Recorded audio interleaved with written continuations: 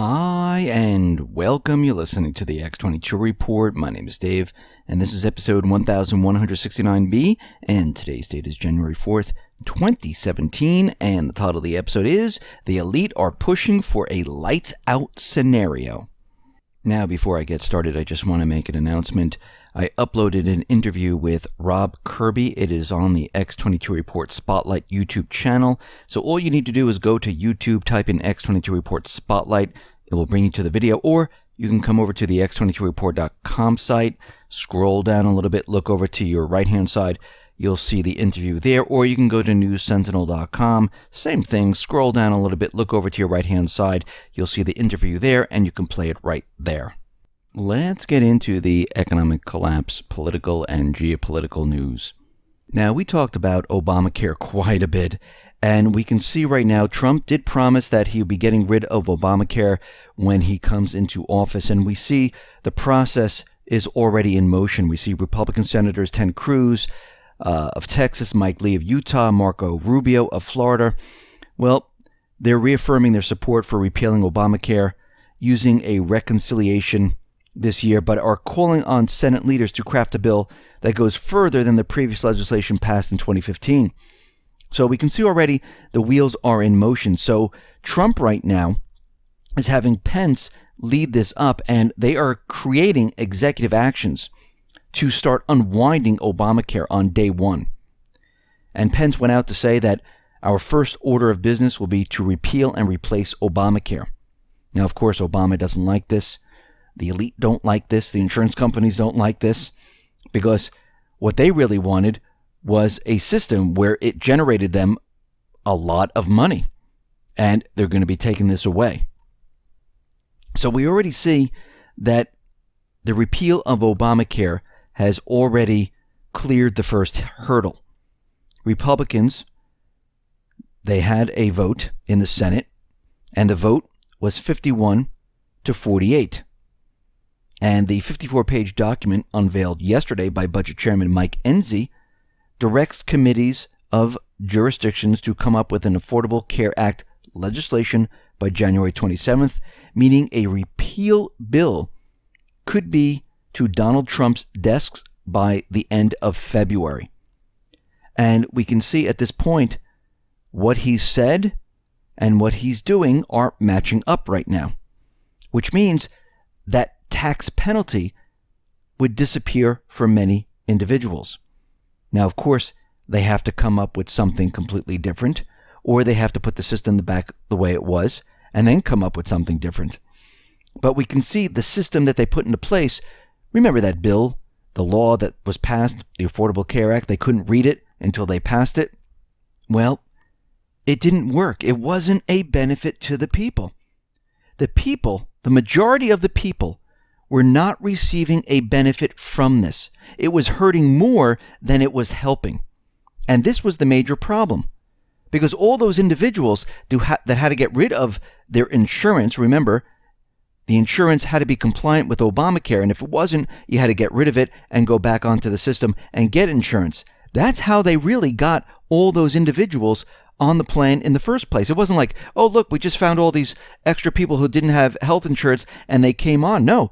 Their plans were dropped, and they had to go get other insurance. And of course, the poor, they were being subsidized. And we see right now that if you're going to put something into place, it has to be a benefit to the people, not a select group of people. And if this was so great, why didn't everyone in government drop their health plans and go on Obamacare to show the people how fantastic it was? Did you notice that no one really did this? Maybe a few. But even the staffers at the time said, listen, we can't afford this. This is way too expensive. And Obama came in and exempted them. So what we're seeing right now is all those people who are saying, oh, you shouldn't do it. You know what? Drop what you have and go out and pay for it. And let me know how it goes. All these people who are saying, oh, you can't let it go, it's so great. They have incredible insurance in the government. They made sure they have. And it's funny how they didn't take it on if it's so fantastic. We see that the Trump transition team, they are asking Homeland Security some important questions here. They want to know if anyone in the Department of Homeland Security, whether any immigrant records have been changed for any reason. Did they alter documentation? Now, of course, the corporate media is out there saying, oh my God, how dare he ask this department if they've done anything like this? Well, he wants to know. Did you alter any documentation to get these individuals into the United States and to move them to their select cities? I don't see a problem with that. But of course, the corporate media is making a really big deal about this, and we know for a fact that people were being shipped all over the United States. WikiLeaks is out there right now, and they are offering a $20,000 reward to anyone who exposes the destruction of significant records by a member of the Obama administration. Now, they tweeted on Tuesday evening. WikiLeaks said, "We are issuing a $20,000 reward for information leading to the arrest or exposure of any Obama admin agent destroying significant records. However, it is not explicitly alleged that the administration is suspected of removing or erratically destroying records, but they did this for a reason, because the announcement was provoked by a previous tweet in which WikiLeaks hinted that the U.S. government is quietly eradicating mentions of the organization from official statements. WikiLeaks disappears from U.S. government statements, and you can see this on the X22Report.com site or on YouTube. You can see it there, where they're comparing October 7th, 2016 to December 16th of 2016 and December 29th of 2016, where WikiLeaks, that information is removed from government documentation, which is very odd and strange. So he wants people to come forward to say, yes, we have been doing this. We'll have to see where this goes. Now, out in North Korea, we understand the United States government central bankers, they are pushing and provoking North Korea, and we can see that they are doing this for a reason. Now remember, the players are all the same. China, North Korea, Syria, Iran, Russia. They're all going to be involved in a war if the elite can get it started. But what's very interesting, out of Stratfor, there was an opinion piece on how the U.S. could derail North Korea's nuclear program. And this is a feeler to see how people react to it. And they normally put these things out there to see, what the response would be.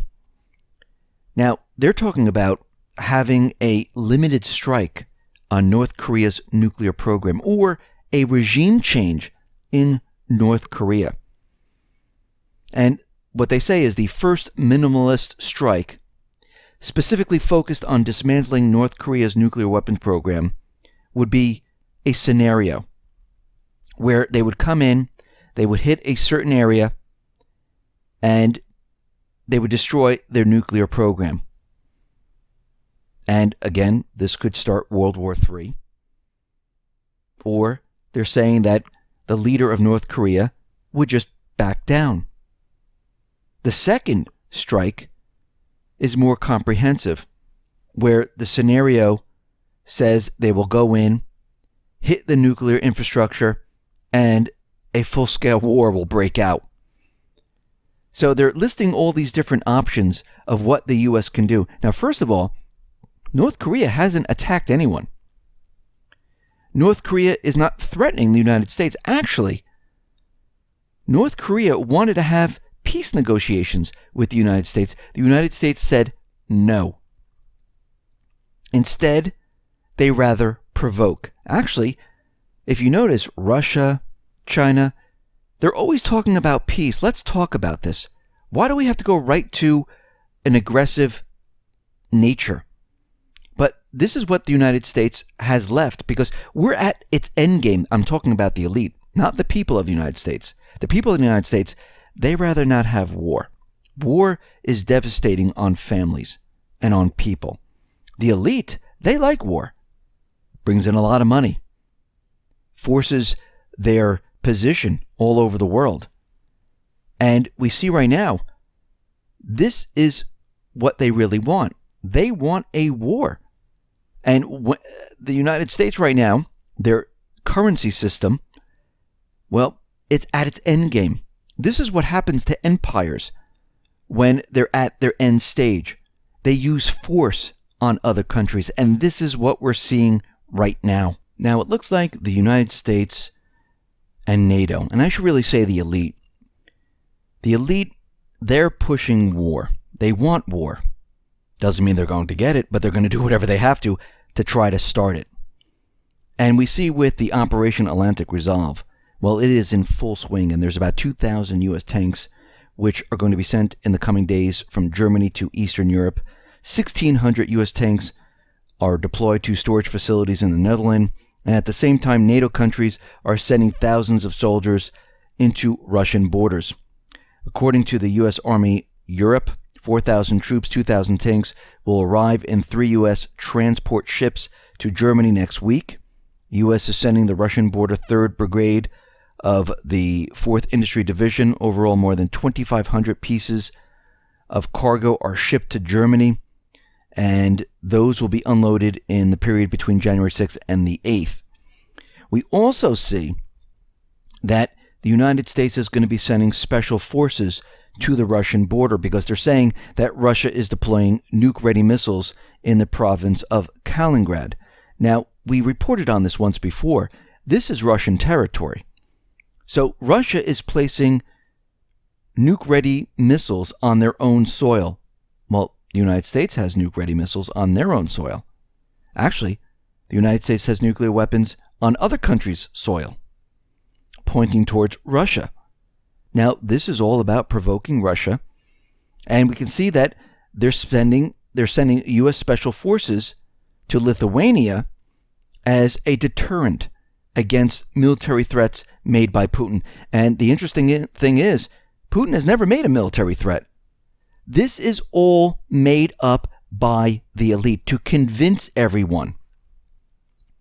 We see that Ashton Carter, he's already set the bill in motion to upgrade the B-52 bombers. They're going to be spending about $71 billion in the 2017 budget, and they're going to modernize this plane. And what we're seeing right now is they're continually preparing for this major war. They want a war. We see there was a leaked audio of John Kerry meeting with the Syrian opposition members of the Dutch mission of the United Nations, and it was released by WikiLeaks this week. It's a 35-minute conversation that was omitted by CNN. During the conversation with the Syrian opposition members, John Kerry admitted that he pushed for intervention in Syria, but lost the argument. He was trying to have the U.S. go in there and help the opposition. And it was shot down because the powers that be, well, they saw that this was a no-win situation. And if U.S. troops did get involved, they are involved now, I know, but I'm talking about a huge number of troops in there, World War III would have started right off the bat. Because we know that Russia, the Syrian armed forces, would have hit the U.S. troops, and it would have been a complete disaster. We see that Russia is out there, and they're saying, listen, the U.S. coalition forces never hit the Islamic State oil production facilities in Syria. They bombed, 60,000 times or whatever, and they never hit the convoys. They never hit the oil production facilities. Well, we know why this was happening. Because they supported the Islamic State. They funded them. They provided them with weapons. They were using them to get Assad. And now Russia is out there pointing all of this out, saying, look what has been happening here. Remember, Russia and Syria, they have the upper hand right now. And they're calling the United States out on all of this.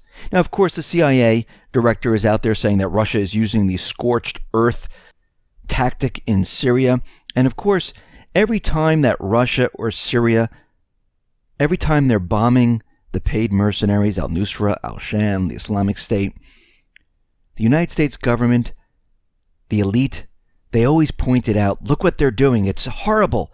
But when the United States was in there bombing the infrastructure, grain silos, the water system, the electrical system, hitting hospitals with women and children, nothing was said. Very interesting.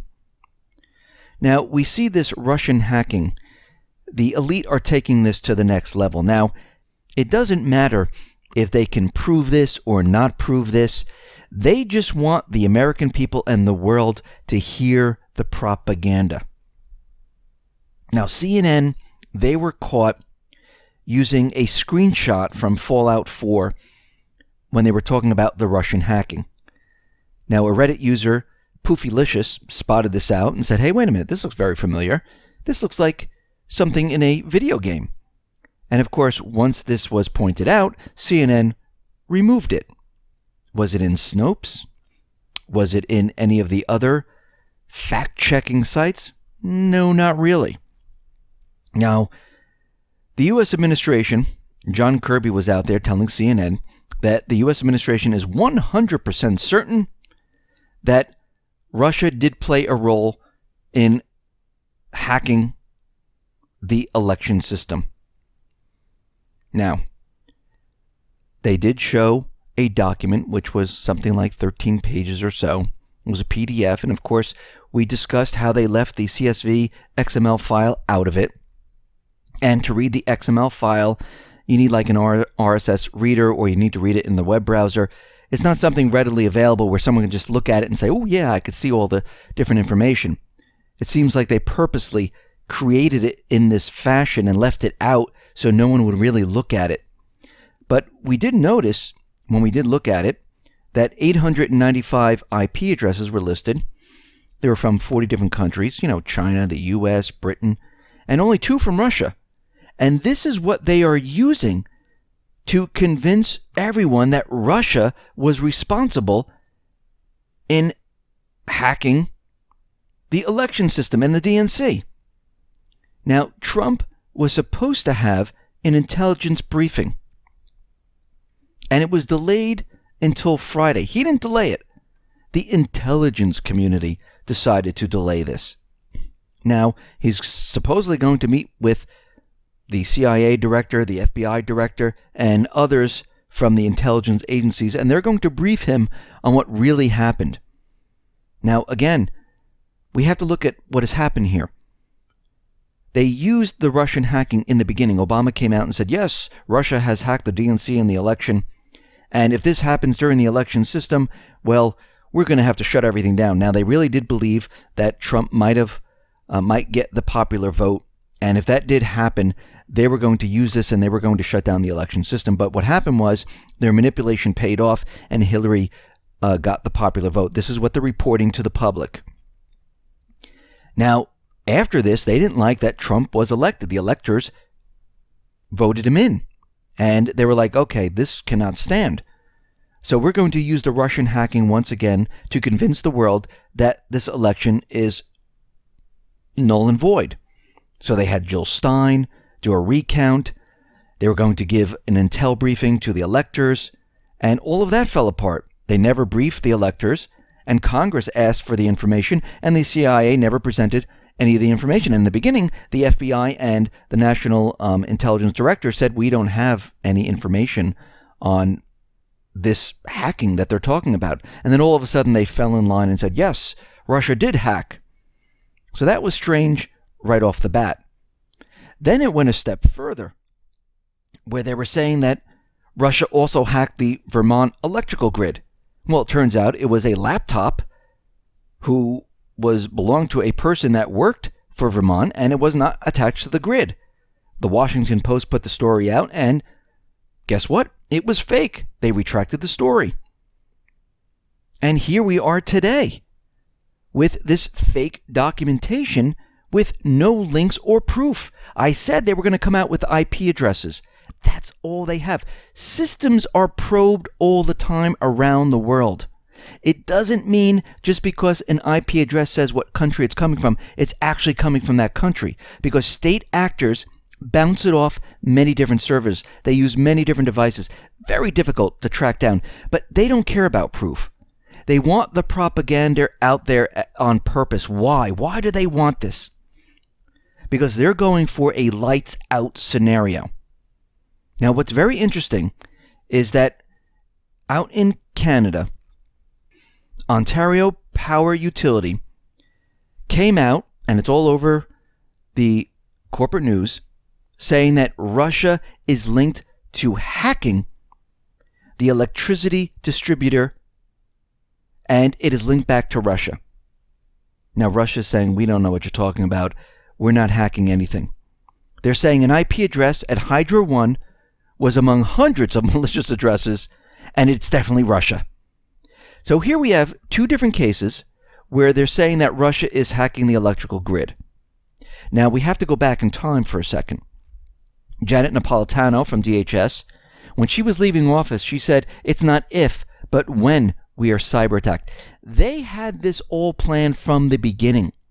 Now, it might not be playing out the way they had it planned, but their goals are always the same. And we know these elite, the central bankers, they always like to meet their goals. And what they're doing right now is they're going for it all. They're making the case, and there's only one reason they're doing this.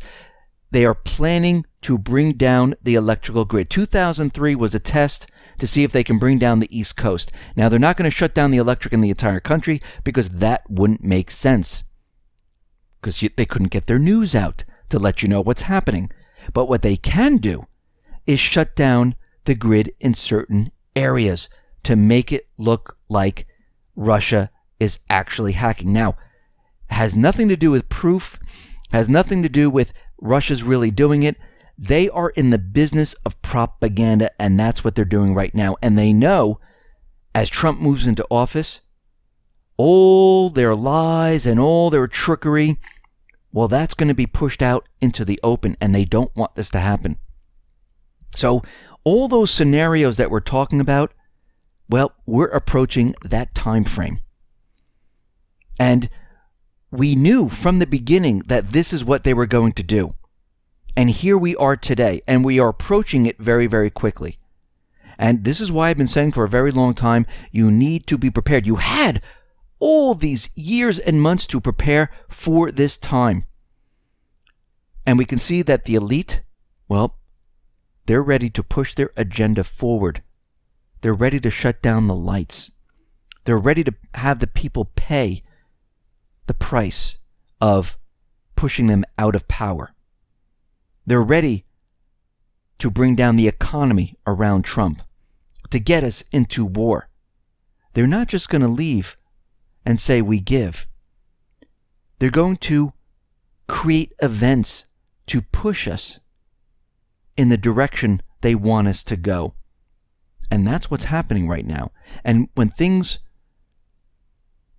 become worse for them and they're backed into a corner, they're going to push even harder.